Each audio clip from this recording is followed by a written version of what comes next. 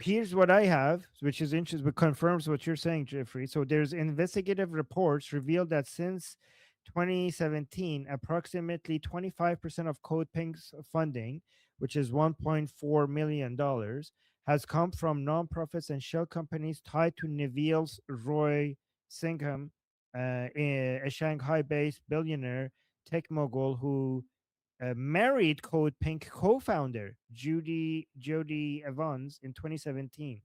So this is a guy that is responsible for so much of the pro CCP propaganda in the West. And by the way, Code Pink also is in support of the October 7th attacks against Israel. So think about the kind of scumbags they are. And yeah, and Hassan Piker supports them and works with them.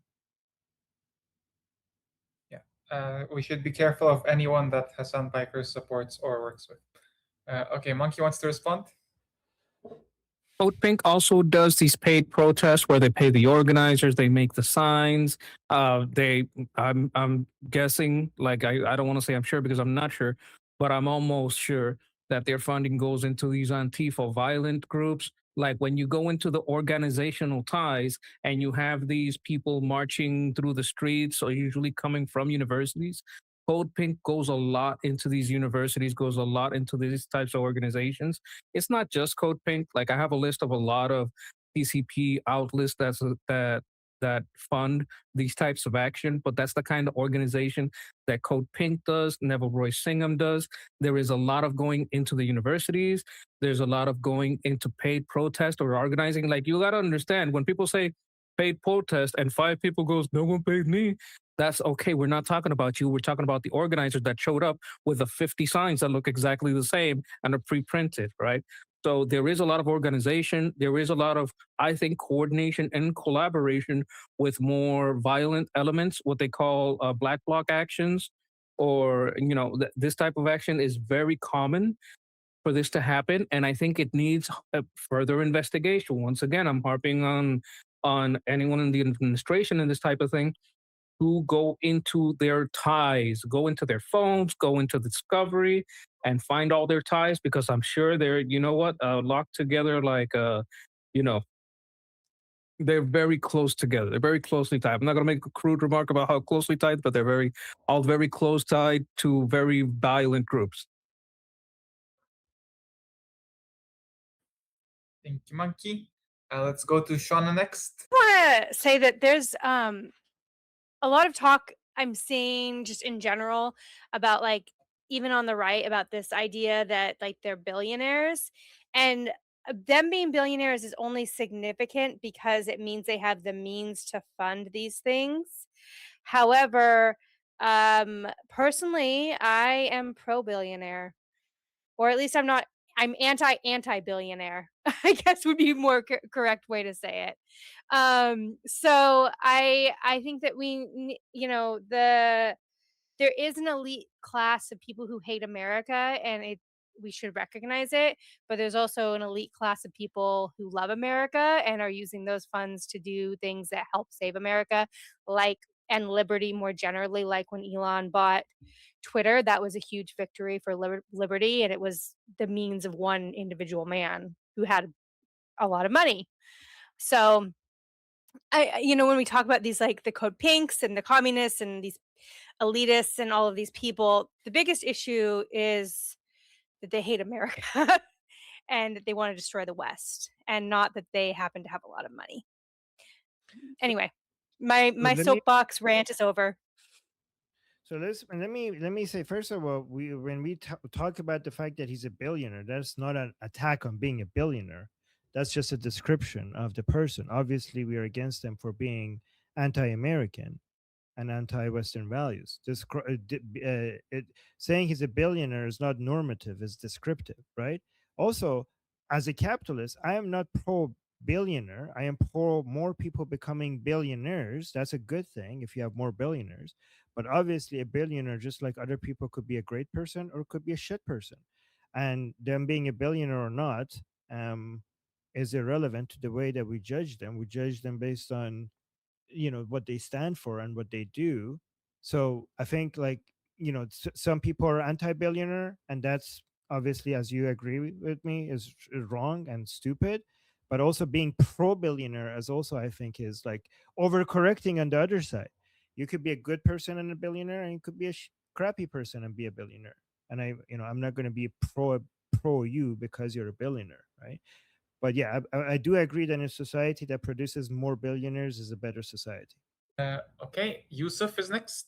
Okay, so something that I wanted to say about why I hate Cold Pink so much is that as they are supporters of the CCP, they have been known to deny or support the ongoing genocide against Uyghur Muslims in Red China, because Cold Pink promotes promotes the propaganda of the CCP, and that for that, like, they will downplay human rights violations in China, be it against Uyghur Muslims, Tibetan Buddhists, Southern Mongolians, and honestly, Cold Pink is no friend of Muslims if it supports an ongoing genocide against Muslims. That's Cold Pink infuriates me so much for promoting pro CCP propaganda. Thank you for giving me the time to speak about my thoughts. That is, it's very true that if you support the CCP, you're anti-Muslim. But honestly, if you support any Islamic group, you're also anti-Muslim. Okay, so because the Islamic groups are also anti-Muslim. If you support any jihadi terrorist group, you're supporting groups that have killed more Muslims than any other groups. So supporting, You're right, because Islamist terrorist organizations have in fact killed more Muslims than non-Muslims. yeah, and nobody else kills more Muslims than Muslims. So supporting any Islamic group is actually the most anti-Muslim thing you could do. So Yeah, most Muslimophobic thing to. yeah, All right, exactly. thank you. Monkey. I just want a quick aside. These guys didn't make their billions out of merit. They make their billions because they got it from the CCP. They got it from the people. We do make the distinction from an IRGC billionaire is different from like a guy like Elon Musk. There's a very important distinction. Elon Musk probably, I'm almost 100% sure, made it because these companies are very valuable and they're traded highly because of that. So I understand that there is an American sentiment to not know the distinction, but I want to make the distinction for the Americans. Neville Royce Singham, when he's getting money from the CCP, if you know how the CCP works, you know that this money is stolen from the people.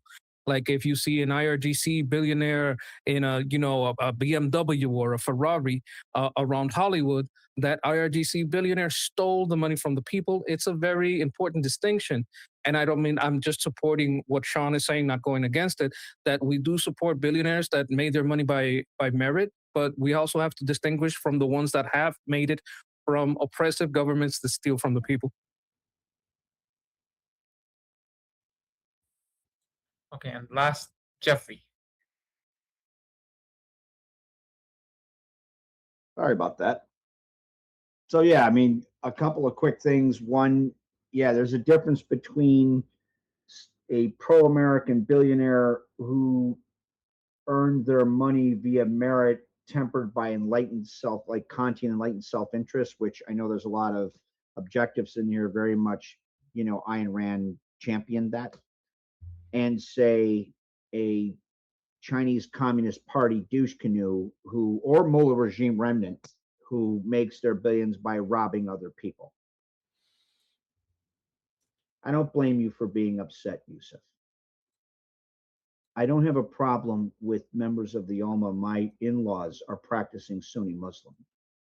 I have a serious problem with Islamists, and I have a problem with Islam, the belief system. Me and a lot of other guys who work in no insignificant manner to assist Iranian resistance and or Ukrainian defense forces also worked to try and find ways to help Uyghurs when they were being genocided by the Chinese Communist Party. Actually, the same people. I meant what I said earlier today, brother. When the Sons of Liberty are harmed anywhere, it is felt by the Sons of Liberty everywhere. there was a question asked when we did that back in 2018, and that was with one of the few, he's no longer there, blue dog Democrats in the Senate, who was a rear admiral. Like, the Democrat Party so crazy, fuck left wing, they couldn't stay there. What he's saying. In any case, they're like, I don't get it. Like, they're how can you sit there and support anti-Chinese Communist Party resistance in support of Uyghurs when you have such a deep problem with Islamic fundamentalists? Because it's not about what's in their heart and head, it's about what's in ours. Right? As far as MaxiPad Blumenthal, I'm going to tie it back to that. There's two videos that was being referenced. One was one that MaxiPad cut up where he talked about, this guy says rubric. I was just trying to defend this girl he was very much harassing with guerrilla, journalist tactics and Saul Alinsky tactics. So I just kind of interjected myself. Then there's another one that I posted where me and other members of Andrew Breitbart shat in MaxiPad Blumenthal's mouth at CPAC 2010. That's when Uncle Jeff had a lot more hair and a lot less stomach. Here's where it's more important, more relevant, though, since you brought it up, to today's issue, particularly of supporting any number of people fighting against tyranny, whether that be Ukrainian defense forces, our Israeli allies, or indeed Iranian resistance. So that last one that I just posted is when MaxiPad Blumenthal spoke out at the Rage Against the War Machine rally in 2024 that was right before the pro-Ukraine Defense Force rally. And what you had was a unholy amalgamation of yucky at this fucking event that very much married what now would be called the woke right, or the non-interventionist right and radical left, against the United States supporting liberty movements around the world resisting tyranny. These names tragically keep coming up and up. Sketch is not wrong. These people who keep violating law and supporting our adversaries, particularly to undermine U.S. policy to assist those legitimately fighting against tyranny. I don't mean some privileged white bitch who thinks somebody fucked up their soy spice latte equates to genocide. I mean legit people who are dodging caliber missiles in Kyiv. People who are dodging Qassam rockets in northern Israel. Iranian resistance that's dodging besieged douche canoes. South Koreans. People in China that are being like the Falun Gong, or indeed the Uyghurs. Any number of people who are truly fucking fighting against tyranny.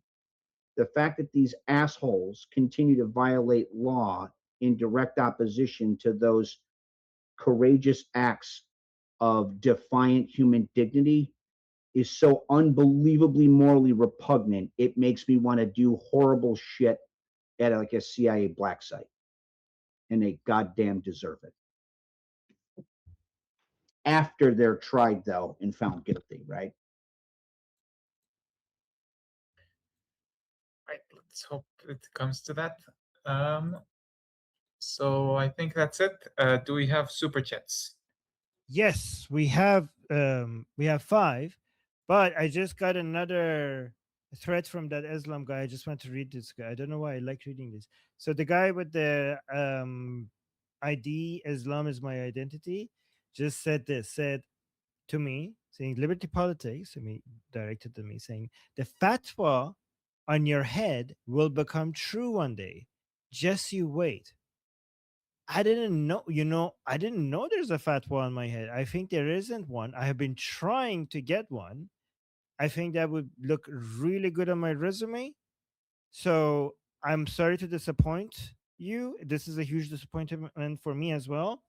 I don't have yet a fatwa on me, but if you know somebody that knows somebody that I could get one, please make it happen. I don't know if you're connected to mullahs within the regime or not, but if you could make it happen, that would do wonders. That would do wonders for our channel. That would do wonders for me getting, I don't know, maybe on different news channels and other more people. I would get more invitations. So if you know anybody that could get me a fatwa,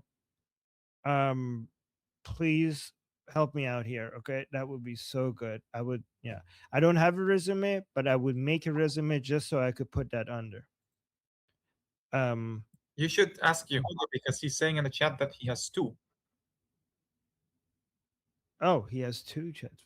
Okay. Yes. Okay. I see two fat ones. I don't know. Wait. Okay. Wait. Jeffrey wanted to say something, and then I'll go to the super chats. Oh, look, Uncle Jeff just wanted to say that he's probably angry that there's a fat one on his girlfriend's head last night. That's Well- probably why he's angry, Armin. She's probably fantasizing about Persian Tickle Me Elmo while this goat fucker has offends her nostrils. I don't know. 2 fat ones. I'm usually done after the first fat one, buddy. And then I got to go get something out of the fridge. Oh my God. I might start a whole fucking Pornhub category called "Is That Oh my- Haram?" and cite this motherfucker as the reason why.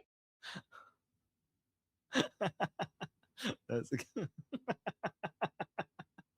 My name is Armin Navabi. I'm an Iranian political analyst with decades of experience fighting the Islamic regime inside and outside of Iran. Make sure you follow me for more, and also make sure you join our discussion group. I'm there almost every single day.